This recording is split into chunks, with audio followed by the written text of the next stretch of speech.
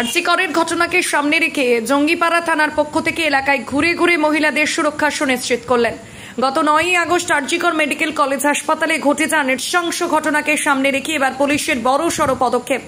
RG Kar medical college হাসপাতালে মহিলা চিকিৎসকের খুনের ঘটনার পর থেকে রাজ্য জুড়ে সমস্ত এলাকায় পুলিশি টহলদারি থেকে শুরু করে হাসপাতালে সিসিটিভি ক্যামেরা, এছাড়াও কলকাতা শহরে পুলিশের নাকা চেকিং প্রক্রিয়া চালু হয়ে গিয়েছে। এর পাশাপাশি বাদ গেল না হুগলির জঙ্গিপাড়া থানা এলাকায়। এদিন বিকালে জঙ্গিপাড়া থানার একটি টিম সহ চণ্ডীতলার থানার সিআই শ্রী সঞ্জিত গাঙ্গুলি সহ জঙ্গিপাড়া থানার ভারপ্রাপ্ত আধিকারিক অনিল রাজ জঙ্গিপাড়া এলাকার বিভিন্ন জায়গায় ঘুরে ঘুরে মহিলাদের সচেতন ও মহিলাদের সঙ্গে কথা বললেন। এছাড়াও মহিলারা নিত্যদিন কোনো সমস্যার সম্মুখীন পড়লে যাতে দ্রুত টেকনোলজির সাহায্যে স্থানীয় থানায় সাহায্য নিতে পারে সেই বিষয়ে আলোচনা করলেন।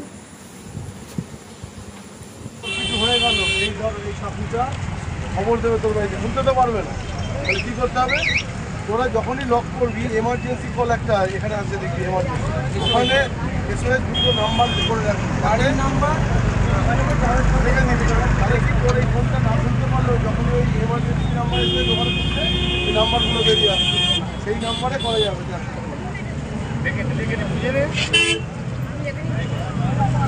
আমার বলছে না, আমার আঙুল এমার্জেন্সি কল, আমার ছেলের নাম, আমার স্ত্রীর নাম। এবার আমি এখানে কল করলাম আমার ছেলের, ওকে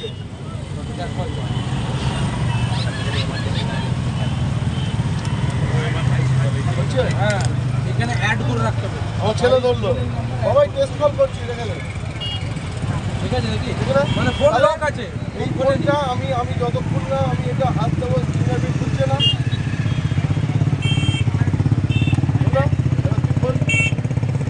আমার দিতে পারবি, কি হলো এমার্জেন্সি কল?